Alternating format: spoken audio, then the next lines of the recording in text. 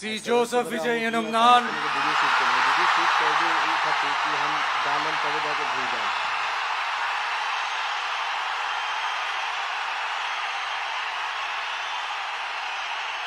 சட்டப்படி அமைக்கப்பெற்ற இந்திய அரசியல் அமைப்பின்பால் உண்மையான நம்பிக்கையும் மாறா பற்றும் கொண்டிருப்பேன் என்றும் இந்திய நாட்டின் ஒப்பில்லாத முழு முதல் ஆட்சியையும் ஒருமையையும் நிலை நிறுத்துவேன் என்றும் தமிழ்நாட்டு அரசின் முதலமைச்சராக உண்மையாகவும் உளச்சான்றின்படியும் என் கடமைகளை நிறைவேற்றுவேன் என்றும் அரசியல் அமைப்பிற்கும் சட்டத்திற்கும் இணங்க